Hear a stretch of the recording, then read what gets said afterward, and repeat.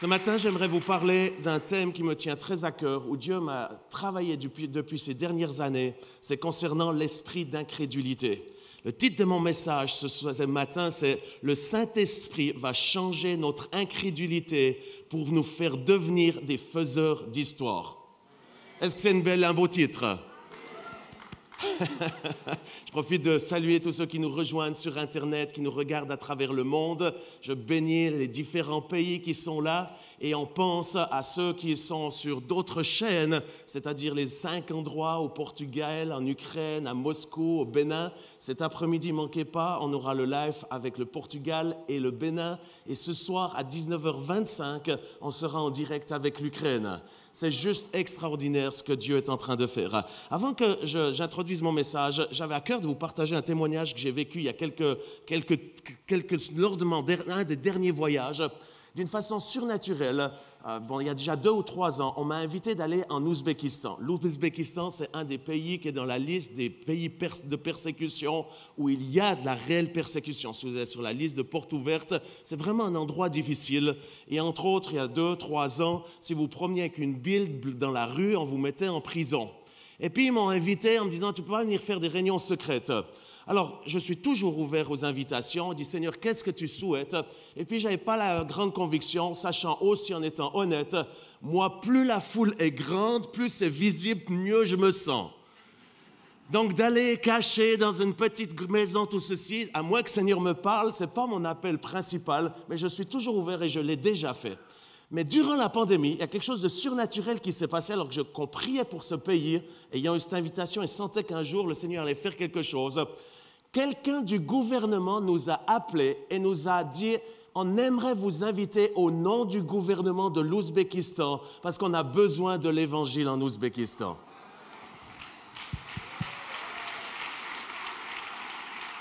Et quand on a eu cette invitation, on a dit « On va venir ». Donc on a réservé ceci, on a pris nos billets, sachant pas où aller. Et quand on est arrivé, on s'est tout de suite rendu compte qu'on n'était pas en France ni en Suisse, mais qu'il y avait bien du monde qui nous surveillait, qui nous suivait, qu'il y avait des caméras partout. On a dû changer 5 fois d'hôtel parce qu'on avait mis des caméras sous le bureau, machin, etc. Bref, on a débuté la rencontre avec des milliers de personnes. La gloire de Dieu est venue, des miracles comme il y a longtemps que j'en avais pas vu. Une explosion de miracles extraordinaires. Et ça, on arrive à la fin de la conférence, c'est le dernier soir. Si je peux avoir une petite bouteille. Le dernier soir, je rentre à l'hôtel et j'avais amené une bouteille de la Suisse d'eau que j'avais posée sur ma table de nuit. Et puis, ce dernier jour, le lendemain matin, on doit partir à 4 heures. Je me dis, il faut que je boive cette bouteille, je ne peux pas la ramener dans l'avion. Donc, je prends cette bouteille, je prends une première goutte. Tout d'un coup, j'ai des crampes, je commence à me croqueviller comme ceci, des douleurs terribles. Je commence à avoir trouble et je sens que c'est ma dernière heure. C'est la fin, on m'a mis du poison dedans. Et là, le peu de force qui me restait avant que je m'évanouisse, je savais que c'était le diable qui voulait me tuer. Comme je vous le dis et comme je l'ai fait, c'est réel, Dieu est témoin. J'ai dit, Satan, dans le nom de Jésus-Christ, je ne vais pas mourir ici en Ouzbékistan. J'aimerais te dire une chose, j'ai expérimenté Marc 16 et je sais que ça marche. J'ai vu que quand on impose les mains aux malades, les malades sont guéris. J'ai vu que quand je chasse les démons partent. J'ai vu que quand on doit amener l'évangile, ça fonctionne. Il y a des signes et des prodiges. J'ai juste pas encore expérimenté. Si on boit un breuvage mortel, il ne fera aucun mal. Eh bien, je crois à cette parole. Et pour te montrer que je n'ai pas peur de toi, je vais finir cette bouteille.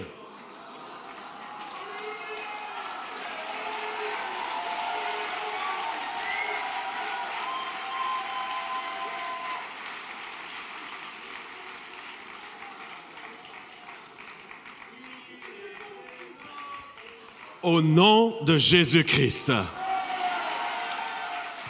Et toutes les douleurs ont disparu. Je suis parti à la réunion. On a une réunion glorieuse finale. Le lendemain matin, je me réveille. Seigneur, il me dit, je vais te prouver que je t'ai gardé. Je me réveille, je vais dans le miroir. mes lèvres saignaient, étaient toutes en sang. J'ai dit, Seigneur, merci que ta parole fonctionne et que tu m'as sauvé. Au moment où je l'ai remercié, tout le sang a disparu et mes lèvres sont redevenues normales. J'aimerais vous dire une chose, la parole de Dieu, elle fonctionne. Si nous croyons en sa parole, tout est possible. Et quand vous irez prêcher l'Évangile, si vous buvez des breuvages mortels, il ne vous fera aucun mal au nom de Jésus-Christ de Nazareth. Alléluia. Saint-Esprit, tu es l'Esprit qui enseigne, l'Esprit qui amène les profondeurs de ton royaume. Je te demande de le faire cet après-midi, ce matin, et de pouvoir toucher nos cœurs, mais surtout que ton Esprit puisse venir pour détruire cet esprit d'incrédulité qui essaie de nous coller à la peau, notamment ici en Europe. Je te demande une onction surnaturelle. C'est pour ceci, Saint-Esprit, viens dans ce lieu, dans le nom de Jésus-Christ. Il y a deux esprits démoniaques que je déteste parmi le plus. Évidemment, je déteste tous les démons. Mais il y en a deux spécialement que je déteste hautement, qui me créent régulièrement des soucis. C'est l'esprit religieux et l'esprit politique. Je ne supporte plus ces esprits-là. Je suis devenu allergique et je fais tout pour ne pas tomber dans leurs pièges qui des fois semblent très sympas, très attrayants, mais c'est des esprits destructeurs qui, je ne veux pas être en relation avec eux. Quand je dis l'esprit religieux, ce n'est pas ma sœur qui a un vêtement religieux que j'honore, mais l'esprit religieux, elle le comprend très très bien. C'est cet esprit qui animait les pharisiens et les sadducéens, ces esprits qui allaient contre l'onction de Dieu. Mais il y a un autre esprit qui est un esprit très vicié, très rusé, c'est l'esprit d'incrédulité. Et je crois, personnellement, j'en ai parlé avec d'autres, entre autres avec Bill Johnson récemment, puisque j'étais chez eux, à prêcher là-bas, à l'école et à l'église. Et j'ai partagé de ceci, entre autres, c'est un message que j'ai donné là-bas, c'est la première fois que je donnais ce message. Et là, j'ai dit, Bill, avant que je me plonge sur la scène et puis que ça touche des milliers de personnes, est-ce que je peux partager ceci? Et je vous partage ceci, il m'a dit, c'est absolument la réalité. Je crois que derrière l'incrédulité, il y a un esprit méchant, un esprit mauvais, un esprit horrible, un esprit qui pue, un esprit diabolique. Au même titre que derrière la foi, il y a un autre esprit et qui est un esprit bien plus puissant que l'esprit d'incrédulité. Et cet esprit, il s'appelle le Saint-Esprit. Le Saint-Esprit est un esprit de foi. Et c'est la raison pour laquelle nous avons besoin, plus que jamais, du Saint-Esprit dans nos vies. Parce qu'il est porteur de cette foi qui est le seul ingrédient qui fait plaisir à Dieu. Sans la foi, il est impossible de plaire à Dieu. La bonne nouvelle, c'est qu'il y a ce merveilleux Saint-Esprit qui est notre ami, qui est notre conseiller, notre soutien, notre protecteur. Ce merveilleux Saint-Esprit, il porte une atmosphère qui s'appelle l'esprit de foi. J'aimerais vous donner un témoignage qui m'est arrivé, c'était en 2017. Après plusieurs années de voyage au Mozambique chez Heidi Becker, nous avons prêché dans différents endroits. Un jour, chaque fois que je vais là-bas, on prêche dans son école, son église. Puis toujours, elle me dit, Jean-Luc, je veux t'amener dans les endroits les plus difficiles, dans le bush-bush, là où personne ne va. Et puis, c'est ce qu'on a fait. On est parti avec son petit avion, un petit machin. Et puis, grand drame, on a failli s'éclater. Juste au bord d'un ravin, on a failli, comment on appelle ça, scratcher. On tremblait, c'était juste difficile. Mais par la gloire de Dieu, on était sains et saufs. On est parti dans cette tribu des Makoutes, qui est une région où Heidi elle-même, avec son équipe, ont travaillé pendant plus de 20 ans sans avoir un fruit majeur. Heidi, elle a conquéri de nombreux villages où les réveils sont venus, où la gloire de Dieu s'est manifestée. Elle a implanté plus de 12 000 églises. Mais dans cette région, ils ont investi énormément pendant des années et il n'y a rien qui se passait. Donc, nous arrivons là-bas. Pour ceux qui n'ont jamais vu, allez regarder sur YouTube comment ça se passe. Ils ont monté une petite estrade, un micro, vraiment tout simple, et on commence à annoncer l'Évangile. Les villageois sont là, les gens sont là, mais c'est une catastrophe. Il y a les sorciers qui sont là, qui font leurs pratiques, il y a les gens qui sont complètement ivres, les gamins qui se moquent, les autres qui critiquent, des gens qui lancent des pierres. on voit que c'est un endroit hostile à l'Évangile.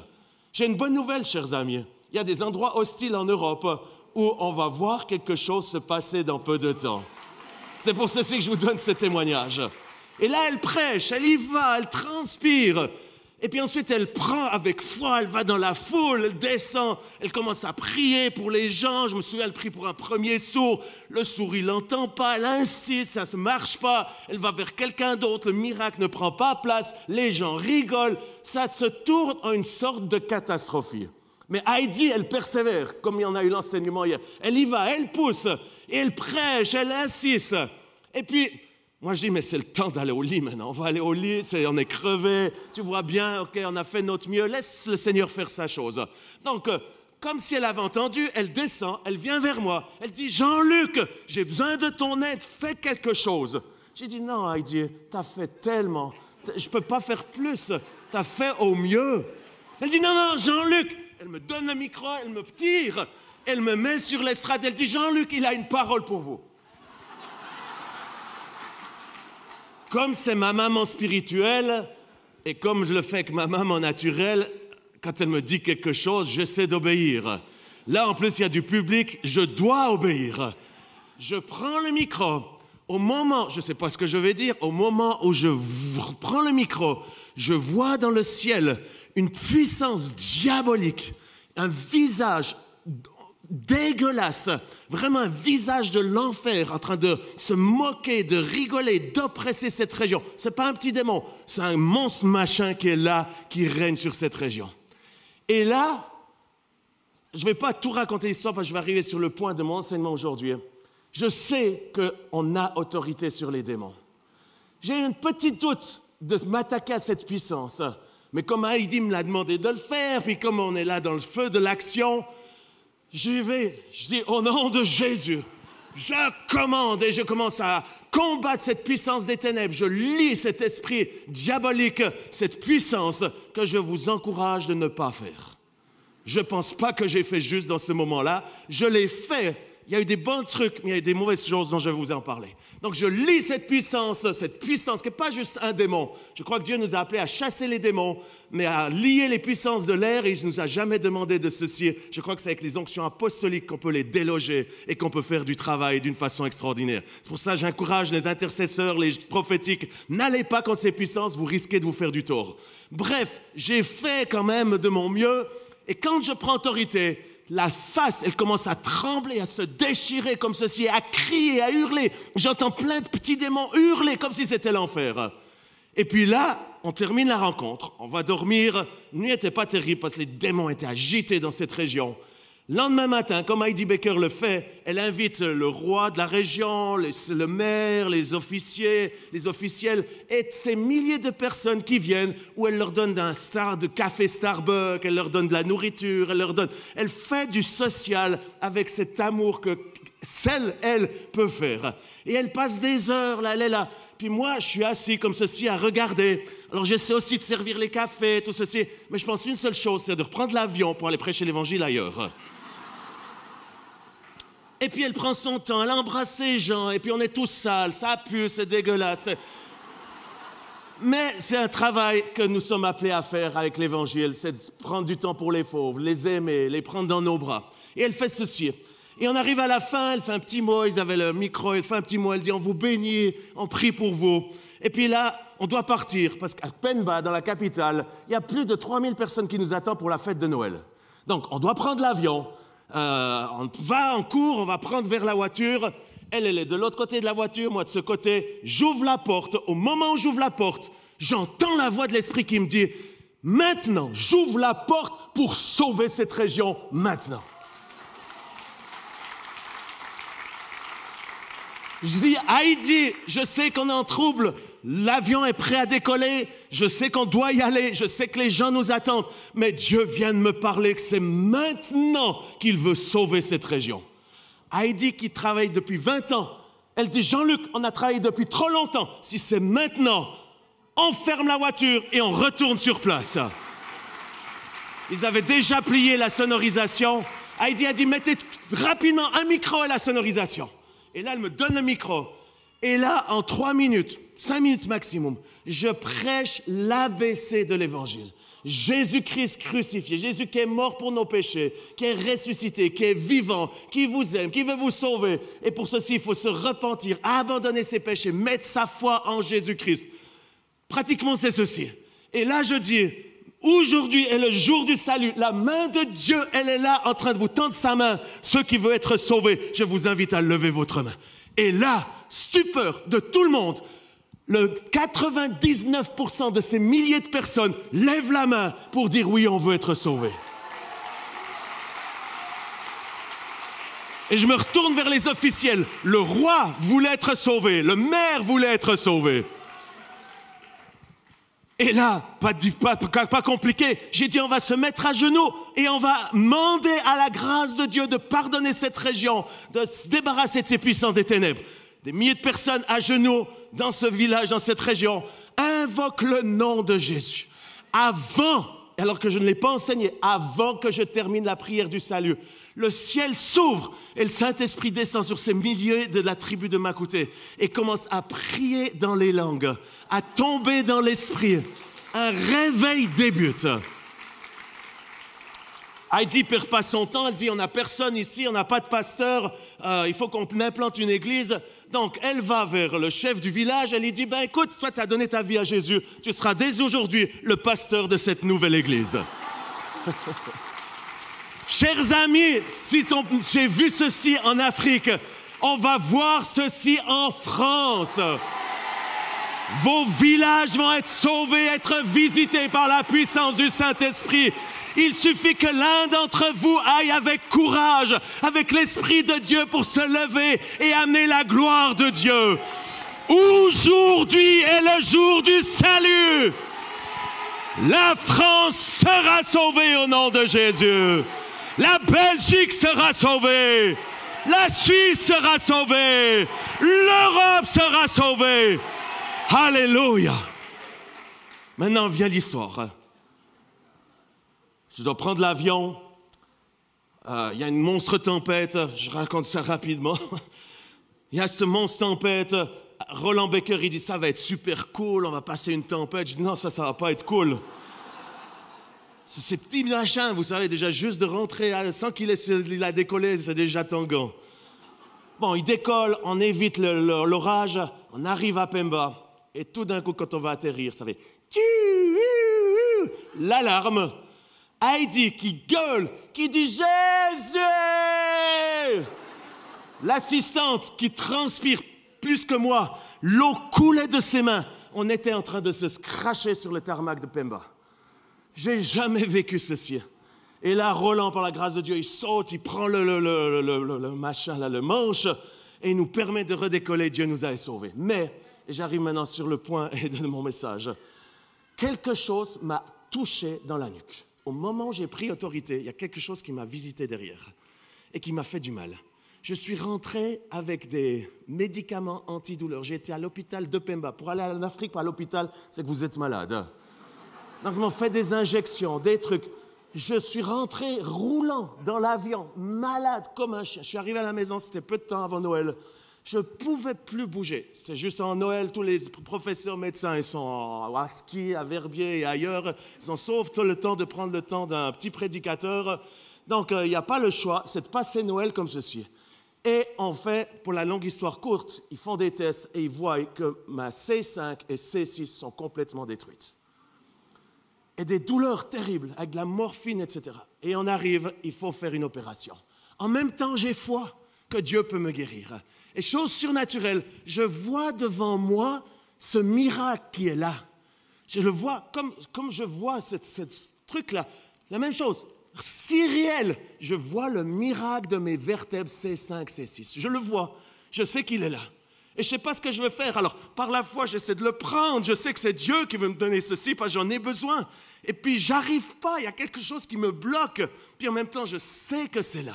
Alors, je reste dans la foi, la confiance. Et puis, évidemment, j'appelle Bill Johnson. J'ai dit, Bill, qu'est-ce que je dois faire avec ce machin qui est devant mon nez et qui puisse aller là? Il me dit, Jean-Luc, ça, c'est la parole de prophétie. Il te garantit que tu vas être guéri de ceci. C'est la parole de Dieu. Je prends ceci avec foi, j'attends quelques jours, j'ai l'opération qui arrive le lundi matin. Dimanche soir, vous ne croirez pas, j'ouvre mes emails. Quelqu'un ici en France m'écrit, il me dit « Jean-Luc, j'aimerais vous remercier. Vous avez une parole de connaissance pour mes vertèbres C5, C6 qui étaient totalement détruites. Voilà la preuve médicale, ils ont été recréés surnaturellement. » Je dis « Seigneur, ça c'est la parole de témoignage pour moi. Je la saisis pour moi. » Lendemain matin, je passe sur le billard, je ne sais pas comment vous dites ça en France, et ils me font l'injection pour partir pour faire l'opération. Jusqu'au dernier moment, j'ai cru. Je me réveille avec des douleurs, des tubes, des machins, évidemment, avec la narcose. Et là, j'entends le diable qui rôde autour de mon lit, alors que je suis mal fichu, que je n'ai pas la force. Si j'ose vous demander des mouchoirs... Merci beaucoup. Je devrais penser à ceci chaque fois, des petites lingettes.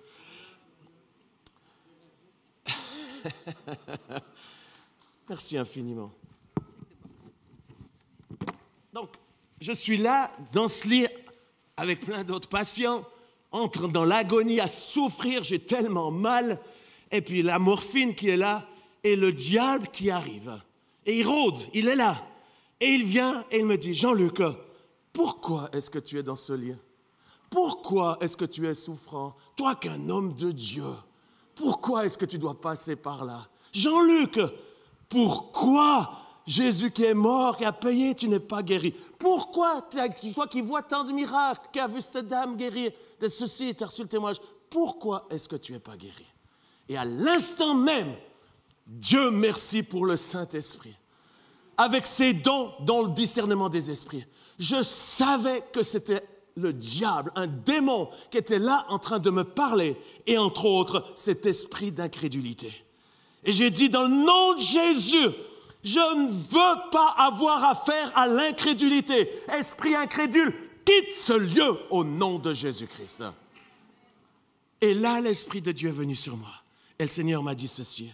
Lorsque tu es malade, et il m'a dit ceci, tweete-le. J'ai tweeté, j'ai balancé ça sur les réseaux sociaux dès que je pouvais le faire. Et j'aimerais vous libérer ceci. Il a dit, lorsque tu es malade, ne recherche pas pourquoi tu n'es pas encore guéri, mais recherche le Seigneur qui est celui qui te guérit.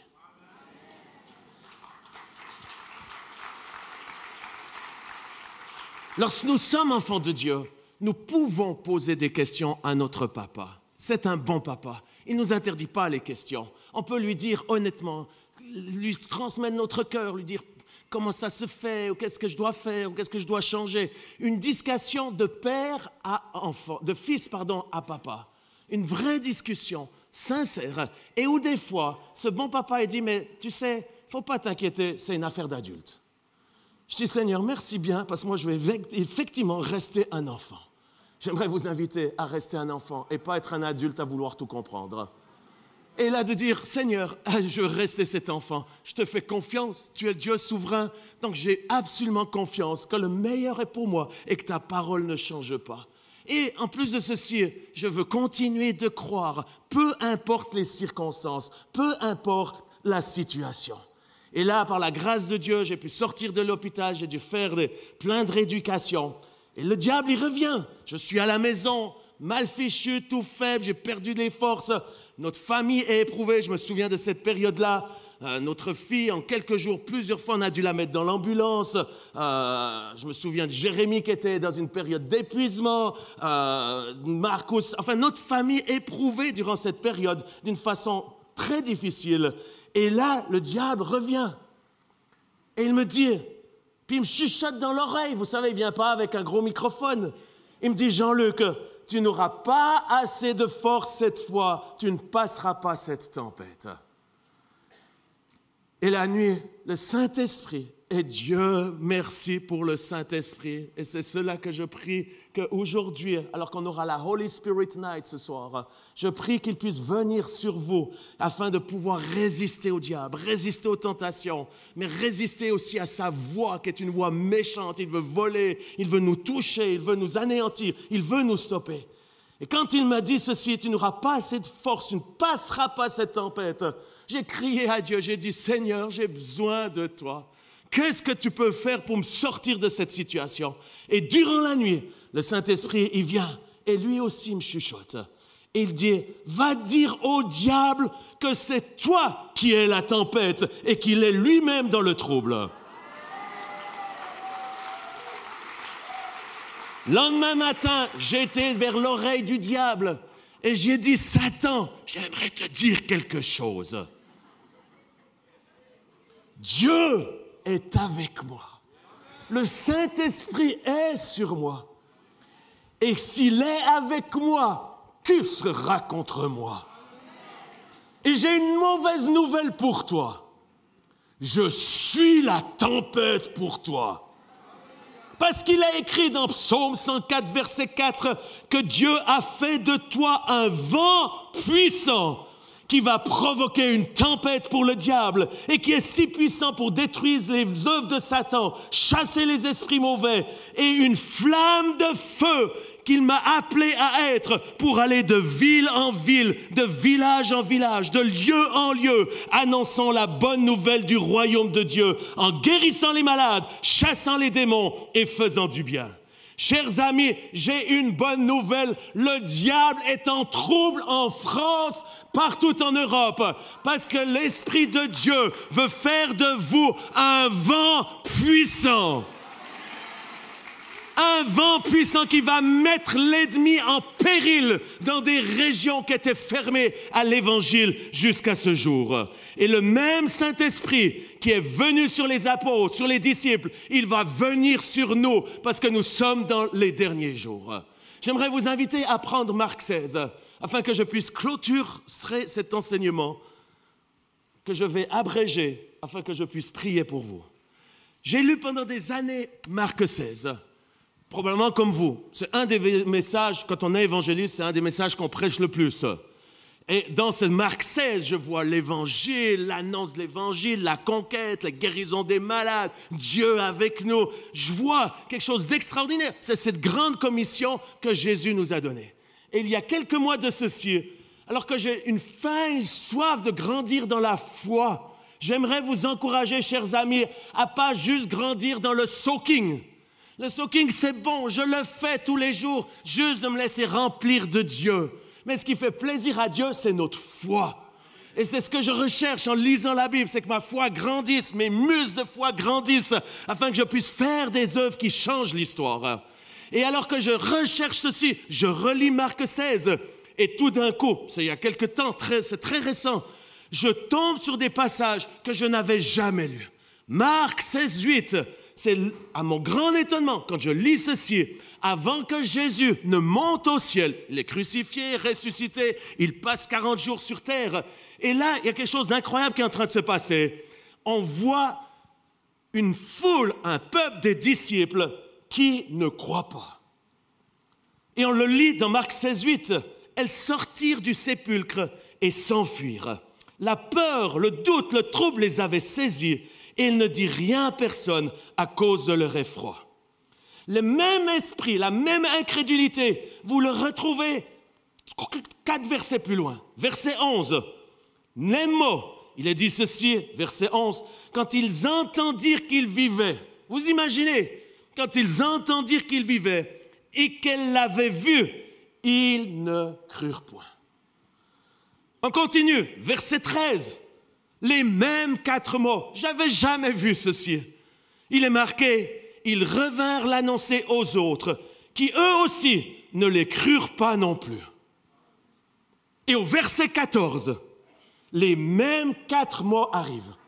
J'avais jamais vu ceci. Moi, Marc 16, c'était le verset de la foi. Et là, je vois une bande d'incrédules qui sont là. Verset 14, enfin, il apparut aux 11 pendant qu'ils étaient à table et il leur reprocha leur incrédulité et la dureté de leur cœur parce qu'ils n'avaient pas cru ce qui leur avait été annoncé.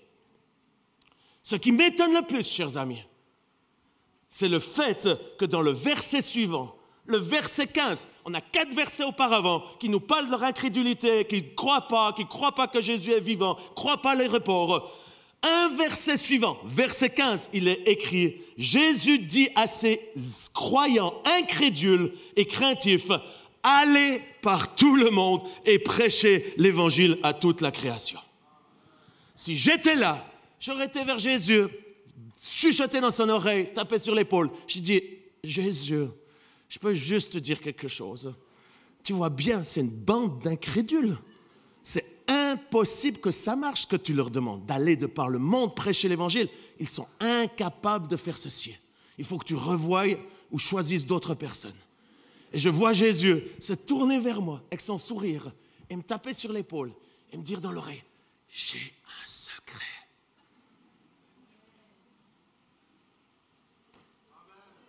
Est-ce que vous voulez savoir quel est ce secret? Est-ce que vous voulez vraiment savoir quel est ce secret? Ce secret, il le trouve dans la parole de Dieu.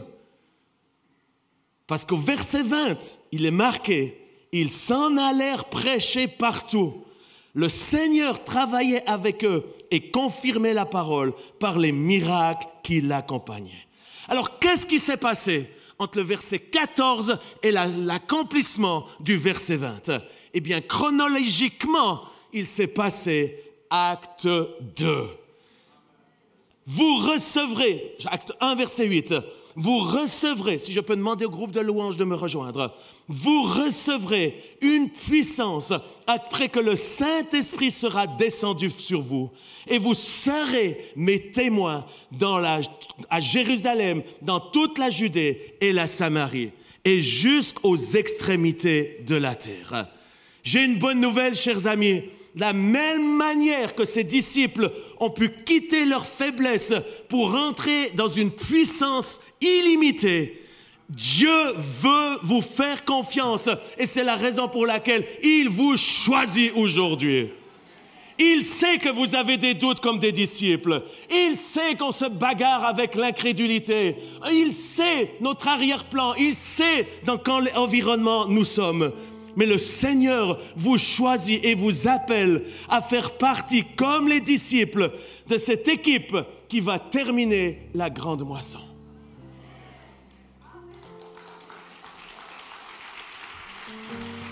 Je termine avec quelque chose de profond. Et j'ai besoin que la musique puisse me suivre, parce que c'est quelque chose que j'ai retenu pendant des années. Première des choses, je vous encourage à être vigilant avec cet esprit d'incrédulité. Le Seigneur m'a montré quelque chose de très fort. Beaucoup d'entre nous utilisent un seul petit mot qui est lié souvent à l'incrédulité. Pas tout le temps, mais souvent. Le pourquoi. Pourquoi on ne voit pas plus de miracles? Pourquoi il n'y a pas ceci? Pourquoi j'ai dû subir ceci? J'aimerais vous inviter à supprimer ce mot de votre langage. Et au lieu de vouloir tout connaître, au lieu de tout saisir, pourquoi mon oncle Paul, qui était là à la dernière conférence présence, qui servait, qui avait une foi extraordinaire, on peut se demander pourquoi il est mort du cancer, alors qu'il avait la foi jusqu'à la fin. La famille en avait foi. J'ai été prié pour lui. Mais de laisser le diable venir avec cet esprit d'incrédulité, je souhaite qu'aucun d'entre vous ne soyons touchés par cela. Résistons à l'esprit d'incrédulité. Disons non à cet esprit d'incrédulité. Ce qui ne veut pas dire qu'on a des questions à Dieu, mais on reste à sa parole. On reste à ce qu'elle dit, à ce qu'il est. Et lui ne change pas. Et je n'ai pas besoin de tout savoir. Je fais confiance à mon bon papa, qui quand il dit « Je suis celui qui te guérit », il est celui qui me guérit. Quelles que soient les circonstances, quelles que soient les personnes que j'ai dû enterrer, les plus proches, qui avaient la foi, je continue de croire qu'il est celui qui guérit. Parce que je décide de marcher par la foi et non avec l'esprit d'incrédulité. Cet esprit d'incrédulité, c'est un esprit mauvais, méchant, il pue. Débarrassons-nous de cet esprit qui quitte nos rencontres, nos réunions, la louange, les prédications, et que nous ayons des nouvelles prédications remplies de la foi de Dieu. C'est pour ce CI prédicateurs, de groupes de maison, pasteurs, prêtres, prêchez sous l'onction du Saint-Esprit afin que la foi soit libérée dans l'assemblée. C'est le Saint-Esprit qui porte cette foi, qui va vous permettre de pouvoir changer les régions, changer les atmosphères d'incrédulité dans des régions. Et où, quand vous prêchez la parole de Dieu, alors que vous prêchez la parole, pas vos idées, pas vos théories, mais que vous prêchez la parole de Dieu, l'Esprit de Dieu va venir confirmer sa parole et vous allez voir une démonstration de puissance. Et quand vous prêchez sa parole, alors qu'ils entendront sa parole, ils vont croire. Les Français, vous êtes un peuple qui croyait, je le sais. Je brise cette malédiction qui a été dite sur la France et l'Europe, qu'on est une bande d'incrédules. C'est pas la vérité. Jésus nous a choisis parce qu'il sait que nous avons la foi. L'onction de Dieu est ici ce soir, cet après-midi, ce matin, je ne sais plus. Hébreux 11, 37, 40 sera ma conclusion. Ils furent lapidés. Et là, je vous parle honnêtement, les amis. Nous sommes rentrés dans une nouvelle ère. Ce n'est pas la vieille saison. Et certains veulent retourner dans la vieille saison. J'aimerais dire, en 2020, j'ai vécu la gloire de Dieu les 2 premiers mois. J'ai passé d'un endroit à l'autre, en France, en Allemagne, au Qatar. J'ai vu littéralement en Autriche et dans d'autres pays des dizaines de milliers de personnes se tourner vers le Seigneur. J'ai fait partie de Sende où nous avons loué le plus gros stade à Sao Paulo. 80 000, 80 000 personnes qui ont rempli ce stade. Il était trop petit, alors on a loué celui qui était à demi-heure de là, à Sao Paulo aussi. 60 000 personnes, complets les deux. Et un troisième dans la ville, la capitale, où même le président, lors de l'appel de la conversion, il s'est avancé, il a donné sa vie à Jésus. J'ai vu la gloire de Dieu. J'étais là dans ce stade. Et le Seigneur, j'ai dit, qu'est-ce que tu veux que je dise? Il me dit, je veux que tu largues la bombe du Saint-Esprit dans ce stade. Et j'ai commencé à prêcher. Il me dit, maintenant, arrête de prêcher, prends cette bombe, lâche-la au milieu. Je l'ai pris, j'ai libéré. Vous pouvez voir ça, vous êtes sur ma chaîne YouTube, vous allez le voir. J'ai pris cette bombe, stade bondé. J'ai pris cette bombe spirituelle. Et j'ai dit, je libère cette bombe du Saint-Esprit au milieu de vous. Au moment où j'ai fait ceci, j'étais éjecté. Quand je me suis réveillé, j'étais dehors du stade, de l'estrade. J'avais été éjecté par la puissance de Dieu. Les gens tombaient par milliers dans la hall. La puissance de Dieu est là. J'ai vu la gloire de Dieu. Mais nous sommes entrés dans une nouvelle ère. Ce que Dieu a fait en 2018, 2019, 2020, ce n'est pas la même chose aujourd'hui. Il y a une fine, douce brise qui a commencé à nouveau et je le remercie pour cette fine brise douce, cette douce brise, ce petit vent qui n'est pas un vent tempétueux pour l'instant, mais qui va le devenir. Et si on positionne, on élève nos voiles à l'Esprit de Dieu, c'est ainsi qu'on va quitter le port où on était bloqué pendant un certain temps avec cette pandémie. Et seuls ceux qui ont faim et soif, et vous en faites partie puisque vous êtes là, vous êtes en train de lever vos voiles pour quitter le rivage, pour quitter le port, pour quitter l'esprit du confinement et permettre à l'Esprit de Dieu de gentiment vous faire partir dans le large. Et alors que vous partez dans le large, c'est la raison pour laquelle le Seigneur a une parole pour nous. Il y a des hommes et des femmes qui étaient avant nous. Ce n'est pas mon enseignement aujourd'hui dans le détail, je le ferai notamment à l'école du surnaturel. Le monde de cette nuée de témoins est aussi réel que vous ici. J'ai l'occasion régulièrement de le voir, d'entendre certains. Il est réel ce monde. Ceux qui nous ont précédés sont réels. Et j'oublierai jamais, lorsque nous étions à une des conférences présence, hors de ce nuage, je loue pas le nuage de témoins. Je loue mon Seigneur. Je suis dans la gloire, dans la présence. Mais il y a des choses qui, en tant qu'Européens, on n'a pas tout saisi encore. Parce qu'il y a un monde spirituel qui est bien plus réel que le monde naturel. Et dans ce monde spirituel, il y a cette nuée de témoins qui est là, qui ont travaillé avec nous, qui ont transpiré avec nous, et qui ont vu la gloire de Dieu, et d'autres qui ont vécu ce que je vais lire. Mais ils sont là, et j'oublierai jamais lorsque Jacko, alors que je louais Dieu, cet homme de foi, d'un coup, il sort du nuage de témoins. Alors que je louais Dieu, il me passe devant, il me touche comme ceci, et il repart.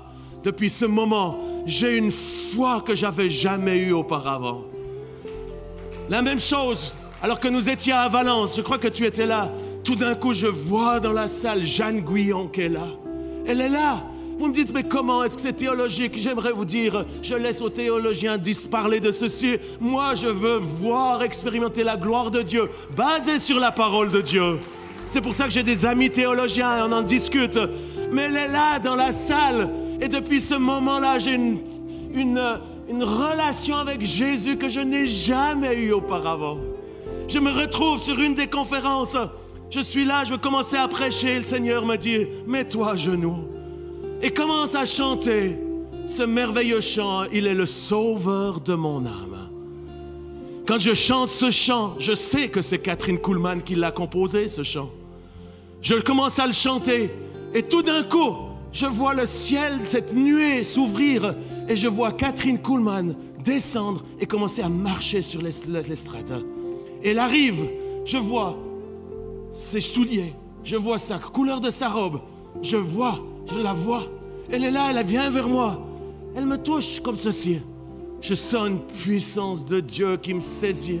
Alors que je fonctionne déjà dans les paroles de connaissance, il y a quelque chose qui m'est libéré de plus, qui me permet à l'instant même de commencer à voir des choses que je n'avais jamais vues auparavant. Et en passant, je sens son parfum. Et c'est ce parfum que, sans connaître, c'est un parfum que j'ai jamais senti sur Terre, alors qu'on est dans le cosmétique. C'est ce parfum quand je suis en Australie, dans ce stade de Melbourne, que je connais pratiquement personne. Je vois la gloire de Dieu sur Kathryn Ruonala. Je vais vers elle et je sens le parfum de Kathryn Kuhlman.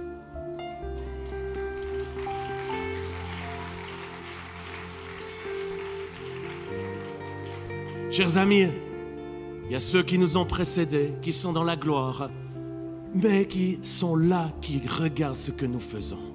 Et il est écrit ceci, ils furent lapidés. Oh, ils n'étaient pas juste à chanter des chants et à faire du soaking.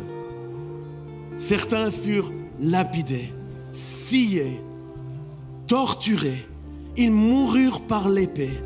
Ils allèrent çà et là vêtus de peau de brebis et de peau de chèvre, dénués de tout, persécutés, maltraités, eux dont le monde n'était pas digne, errant dans les déserts et les montagnes, dans les cavernes et les antres de la terre.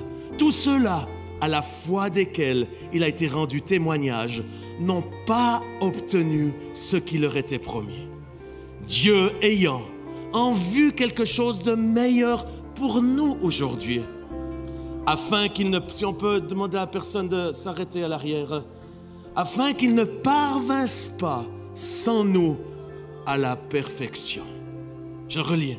Dieu ayant en vue quelque chose de meilleur pour nous, afin qu'ils ne parvinssent pas sans nous à la perfection. Nous sommes privilégiés. Probablement, nous sommes la dernière génération qui va courir cette dernière course. Il y en a qui ont couru avant nous. Et c'est comme cette passation de bâton où il y a eu Oral Roberts qui a couru et qui est parti au ciel. Kathryn Kuhlman qui a couru avec son bâton. Maria Woodworth-Etter, Alexander Dowie, John G. Lake, Kenneth Hagin. Ils avaient la torche et ils sont partis. Aujourd'hui, ils sont là. Ils sont en train de nous donner la torche pour que nous puissions courir la dernière course. Je pense, chers amis, je ne suis pas à dire que c'est demain que Jésus revient, mais basé sur la parole de Dieu, il revient tout bientôt. Tout bientôt. Et le tout bientôt, c'est tout bientôt. Et notre rôle, et c'est la raison pour laquelle vous êtes là aujourd'hui, c'est de pouvoir prendre votre torche, cette torche que le Saint-Esprit veut vous donner, et que certains ont couru avant, et qu'ensemble, on puisse atteindre cette perfection. Ceux qui étaient avant, ils n'ont pas tout pu voir, ils n'ont pas pu tout accomplir. Kathryn Kuhlman disait qu'elle sait que le jour allait venir où tous allaient être guéris. Elle ne l'a pas vraiment vu. Je prie que je peux le voir. Je prie, Kathryn, que tu vas le voir. Tous les malades être guéris comme Kathryn Kuhlman l'a vu. J'aimerais vous inviter à vous lever. Ce matin, c'est en préparation de ce que nous allons vivre ce soir, la Holy Spirit Night. Je profite de vous dire, invitez des amis, des jeunes. On aimerait remplir cette salle. C'est vraiment ma prière. Donc, quand vous quittez, invitez des gens. Il y aura un appel à la conversion, mais surtout, on va prier